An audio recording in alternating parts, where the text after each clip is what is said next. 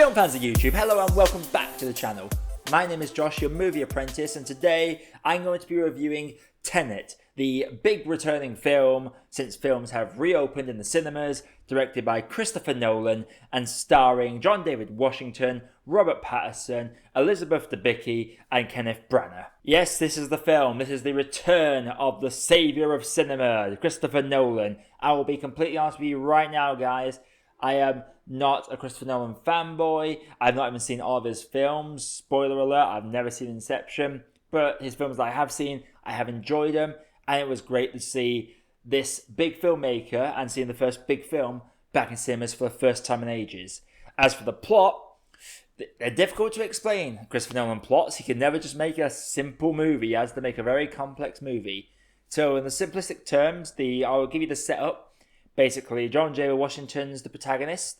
He takes a suicide pill after a mission goes wrong, and it turns out the suicide pill was fake, and it was a test to test his loyalty. And because he passed that test, he gets assigned to try and stop this attack that might cause World War III, where someone has managed to crack technology where they could invert bullets, people's vehicles, and basically completely mess with time. That's as simple as I can really put it. And before I do get into this overall review, guys, if you do like what I do on this channel, consider clicking the like button and subscribing to the channel. It would really help me a lot. Without further ado, let's get right into this. To start off with this film, I've got to say, obviously, the soundtrack is fantastic. The Christopher Nolan film, you can't see on a basic cinema screen. Either has to be in IMAX or has to be in one of those really, really big screens that have some decent speakers. I was looking to see it in screen 6 at my theatre, which is the second best behind IMAX, and Jesus Christ, the sound on this was phenomenal. The sound design was absolutely fantastic. The performances as well. John David Washington is fantastic. Elizabeth Debicki gives the performance of her life.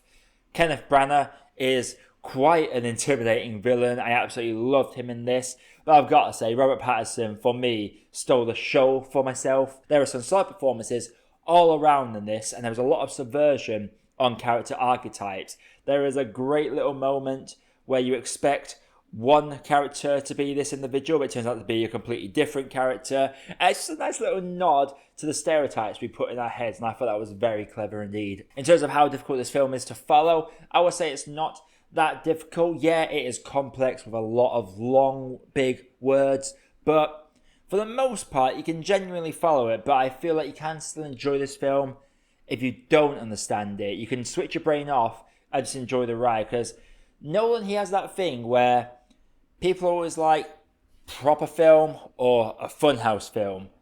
Christopher Nolan has the nice middle ground of it, where his films are always quite the ride, but he does try and make it as intricate and complex as humanly possible. And with this one, I feel like it does it quite well.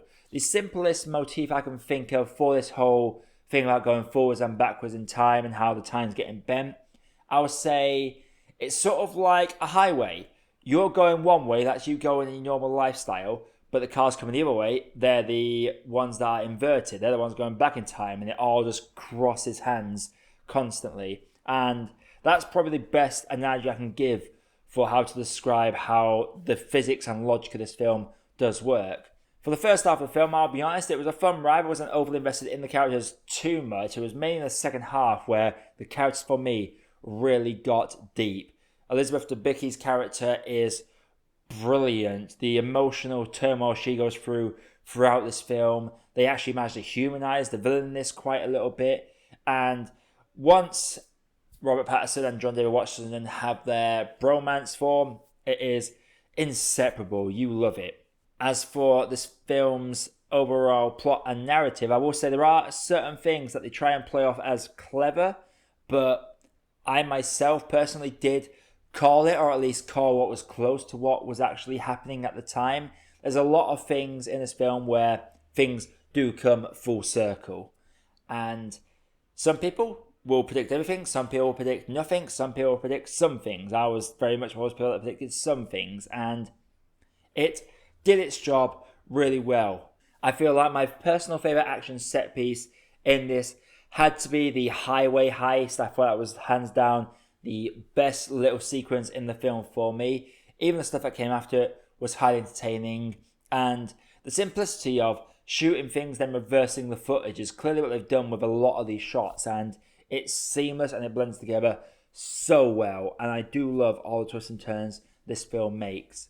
In terms of flaws for us, I won't say there's any major flaws. I will say there are some people that might check out this film because of how complex it does get at times, and this film tries very hard to be unpredictable, but you do kind of see where it's going, because when it comes to a thing where things are crossing all the time, something's going forward, something's going backwards in time, they will eventually cross over, and you can sort of see those moments coming, and when they do, it's not at all surprising. There's this big reveal that happens that I called way back when it was originally set up, so this whole moment where they were talking about this big moment didn't have the effect on me that I feel like the filmmaker intended me to have. Overall though, Tenet, it is great to see a blockbuster back on the big screen. It has been so long since we've seen a blockbuster out. By this point, we should have had A Quiet Place Part 2, we should have had Wonder Woman, we should have had Black Widow, we should have had New Mutants, and we should have had Tenet earlier as well. There were so many films that should have come out by now, thanks to the situation in the world.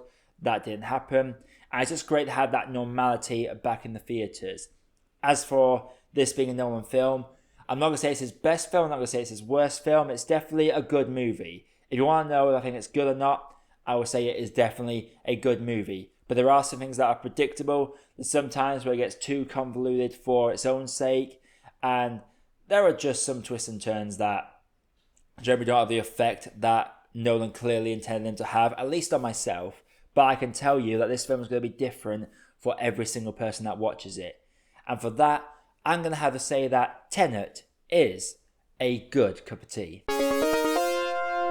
So Tenet, have you seen it? Let me know what you thought down in the comments below, and let me know what your favourite Christopher Nolan film is as well.